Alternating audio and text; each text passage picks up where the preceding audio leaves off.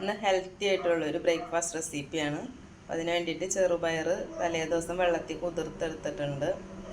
പിന്നെ 2 പച്ചമുളക്, 1 കഷ്ണം ഇഞ്ചി, വെളുത്തുള്ളി, ജീരകം. പിന്നെ വേണ്ടത് 1 ഗ്ലാസ് റവ. 1/2 ഗ്ലാസ് ചെറുപയർ എടുക്കുമ്പോൾ 1 ഗ്ലാസ് റവയാണ് എടുക്കേണ്ടത്. ഇതെല്ലാം കൂടി ഒരു മിക്സിയുടെ ജാറിലിട്ടിട്ട് ബ്ലെൻഡ് ചെയ്തെടുക്കണം.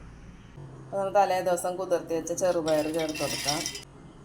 ഇഞ്ചി, പച്ചമുളക്, വെളുത്തുള്ളി, ജീരകം, നമ്മളുടെ റവ ചേർത്ത് കൊടുക്കാം. എല്ലാം കൂടി ബ്ലെൻഡ് ചെയ്തെടുക്കാം.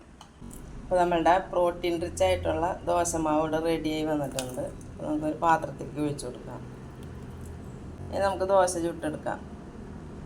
അപ്പോൾ നമ്മുടെ പ്രോട്ടീൻ റിച്ചായ ചെറുപയർ ദോശയ്ക്കൊപ്പം നമുക്കൊരു പൊട്ടുകടല ചട്നിയും കൂടി ഉണ്ടാക്കാം. അപ്പോൾ ആവശ്യത്തിന് ഉപ്പ് ചേർത്തിട്ട് നമുക്ക് ദോശ ഉണ്ടാക്കാം.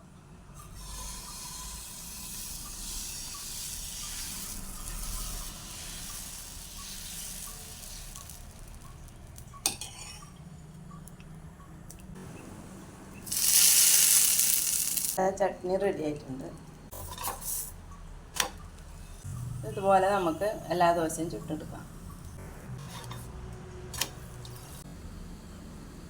അപ്പോൾ നമ്മൾക്ക് ഇതുപോലത്തെ പ്രോട്ടീൻ റിച്ച് ആയിട്ടുള്ള ദോശകളൊക്കെ ഇടയ്ക്കൊക്കെ ഉണ്ടാക്കി നോക്കാം. ആരോഗ്യത്തിനൊക്കെ വളരെ നല്ലതാണ്.